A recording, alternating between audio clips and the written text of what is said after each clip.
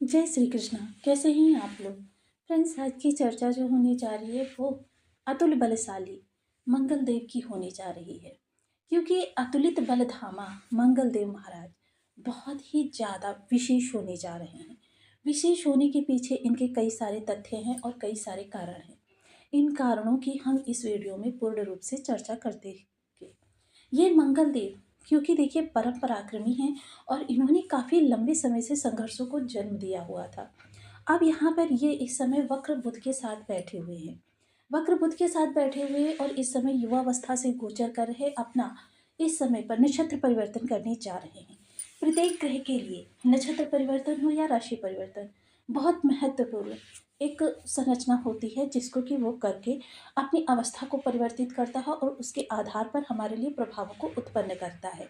तो ये प्रभाव जो है हमारे लिए किस आधार पर विशेष होते हैं, क्योंकि ग्रह जिस ऊर्जा के प्रभाव में होता है उसकी जैसी आपको ऊर्जा प्रदान करता है।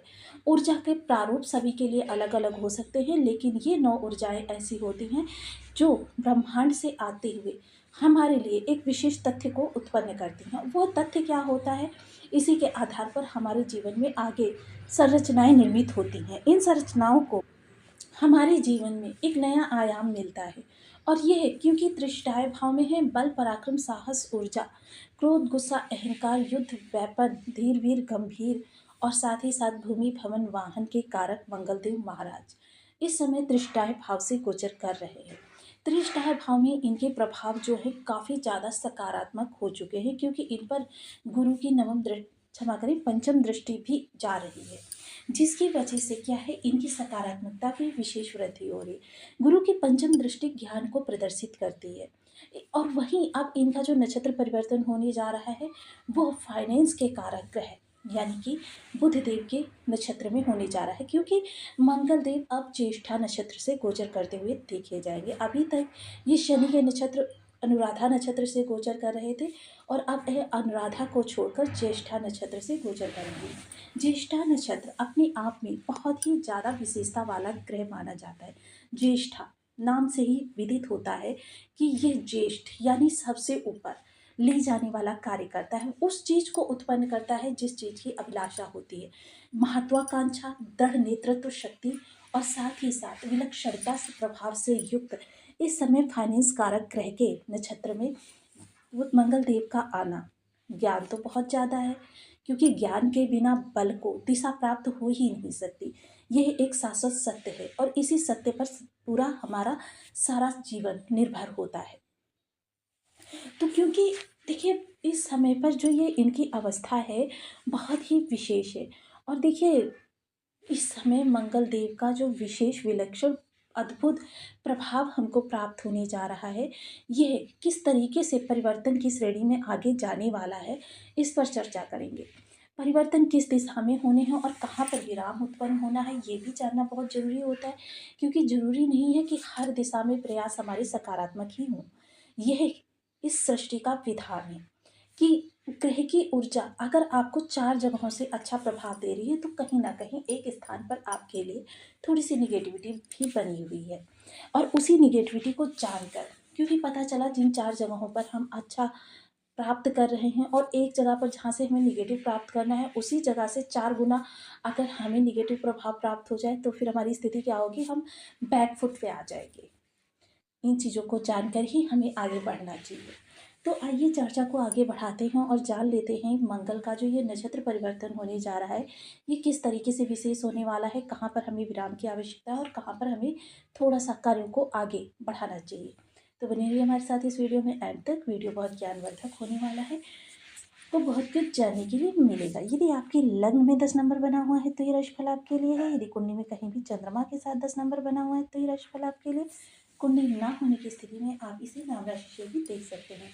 यदि अभी तक आपने अपने इस चैनल को सब्सक्राइब नहीं किया है तो प्लीज़ सब्सक्राइब कर लीजिए, वीडियो को लाइक कर दीजिए, चैनल को शेयर कर दीजिए। इससे होगा क्या कि हमारे आने वाले हर वीडियो की नोटिफिकेशन मिल सकेगी आपको सबसे पहले। एक प्यार सा कमेंट करना बिल्कुल ना भूलें। कमेंट से हमें बहुत मोटिवेशन मिलता है, हौसला मिलता है और ये पता चलता है कि आप और क्या जानना चाहते हैं। तो देखिए मंगल देव इस समय आपके लाभ भाव से गोचर कर रहे हैं। फाइनेंस के कारक बुधदेव महाराज यहाँ पर वक्र अवस्था में विद्यमान हैं और वक्र अवस्था में विद्यमान होने के साथ साथ इन्हीं के नक्षत्र ज्येष्ठा नक्षत्र से मंगल देव का गोचर होने जा रहा है। ज्येष्ठा नक्षत्र अपने आप में अद्भुत विलक्षण प्रतिभा के साथ साथ आपके जीवन में दृढ़ इच्छा शक्ति, कार्यों में संकल्पगत परिवर्तन और साथ ही साथ एकाग्रचित्ता, इन चीज़ों का समन्वयन करता है। और साथ ही साथ इसमें जो देखिए जो इसका प्रभाव होता है वो वृश्चिक से लेकर मीन राशि पर्यंत तक रहता है। ले हालांकि इसका जो प्रभाव है वो धनु से प्रारंभ होता है, क्योंकि गुरु यहाँ पर अपना विशेष प्रभाव रखते हैं। तो देखिए आपने अब तक अगर मेरे वीडियोस देख रहे होंगे तो देखिए ये चीज़ तो समझ ही गए होंगे कि ग्रह ऐसे नक्षत्र में प्रवेश करता है जहाँ पर उसको साथ में रहने वाले ग्रह का प्रभाव भी स्पष्ट रूप से दिखाई दे और जिसकी दृष्टिगत है वो भी प्रभाव विशेष रूप से दिखाई दे। तो इस समय पर जो ये गुरु की पंचम दृष्टि, वक्र गुरु भी हैं, वक्र बुध भी हैं, इनका मंगल पर विशेष प्रभाव नक्षत्रगत माध्यम से किस तरीके से प्राप्त हो रहा है, क्योंकि फाइनेंस का भाव है और फाइनेंस के कारक ग्रह नक्षत्र में मंगल जब देखिए प्रथम नवांश का भोग करेंगे, क्योंकि मंगल मार्गी अवस्था में, इसलिए मार्गी चाल ही चलते हुए आगे अपने कार्यों को बढ़ाएंगे। प्रथम नवांश जो होगा वो धनु का होगा, जिसके कि स्वामी गुरुदेव महाराज है। तमाम ऊर्जा जो होगी वो आपकी सकारात्मकता से भरी हुई होगी, दृढ़ इच्छा शक्ति होगी, नेतृत्व भावना का इस समय विकास होता हुआ देखा जाएगा। एक गजब का आत्मविश्वास होगा, तेज होगा आपके चेहरे पर, प्रबलता होगी उन कार्यों को करने के प्रति जिन कार्यों में अभी तक आपको निराशा ही प्राप्त हुई है। लेकिन इस निराशा को आगे बढ़ाने में काफ़ी सारे ग्रहों का योगदान था, लेकिन अब उन सभी की विषमता से मुक्त होकर मंगल देव महाराज अपने कार्यों को आगे बढ़ाएंगे।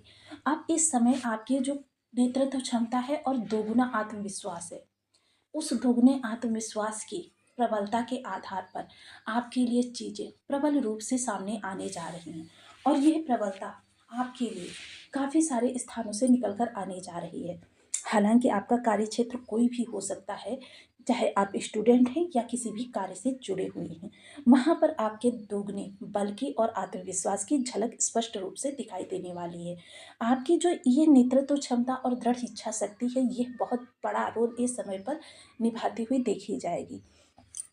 दूसरा जो नवांश होगा वह मकर का होगा, मकर यानी कि आपके लग्नपति का। अब यहाँ पर देखिए, क्योंकि लग्नपति हैं और लग्नपति के प्रभाव में किसी भी ग्रह के बहुत श्रेष्ठ प्रभाव होते हैं, तो यहाँ पर जब ये मकर के नवांश का भोग करते हुए देखे जाएंगे तो आपके लिए चीज़ें बहुत ही विस्तार लेती हुई दिखाई देंगी। हालांकि यहाँ पर थोड़ी सी देरी विलंबिता बनी रहने वाली है, लेकिन फिर भी चीज़ें आपके लिए आपकी उम्मीद से ज़्यादा बेहतर होती हुई देखी जाएगी। यह चीज़ें आपके लिए देखिए एक सामने प्रसन्नता मुस्कुरा रही है। आपके जोखिम उठाने की प्रवृत्ति इस समय आपके अंदर जागेगी, क्योंकि मंगल और शनि का जब भी मिलन होता है आपके अंदर डेयरिंग पावर उत्पन्न होती है और ये डेयरिंग पावर जो होती है चुनौतियों को पार करके आगे बढ़ने वाली, यह बहुत गजब की होती है, जो कि आपके अंदर इस समय पर देखी जाएगी, जिसकी वजह से आप काफ़ी सारी चीज़ों को इस समय मैनेज कर सकने में सक्षम होंगे, एक साथ कई कई कार्य कर सकने में सक्षम होंगे। मोस्टली देखिए हर व्यक्ति जो होता है बेशक इनकम से जुड़े हुए कई सारे कार्य ना कर रहा हो, लेकिन कई स्थानों पर उसे अपने फोकस को लगाना पड़ता है, घर हो या ऑफिस, बच्चे हों या फिर आपके सोशल सपोर्ट, बहुत सारी चीज़ें ऐसी होती हैं जहाँ पर हमें अपनी एकाग्रचित्ता का परिचय देना पड़ता है, अपनी मिलनसारिता का परिचय देना पड़ता है। तृतीय नवमास जो होगा वो कुंभ का होगा और कुंभ के नवमास से जब ये भोग करेंगे तो इस समय आपके लाभ के परसेंटेज ज़्यादा बढ़ जाने वाले। लाभ आपका किसी भी स्थिति से जुड़ा हुआ हो सकता है, चाहे आपका देखिए लाभ जो होते हैं कई प्रकार के होते हैं, परिवार का लाभ, आपके रिश्तों का लाभ, आपके कर्मचारियों का लाभ, आपके धन का लाभ, स्वास्थ्य का लाभ, तो ये लाभ का परसेंटेज जो होगा वो आपका इस दौरान बढ़ जाएगा।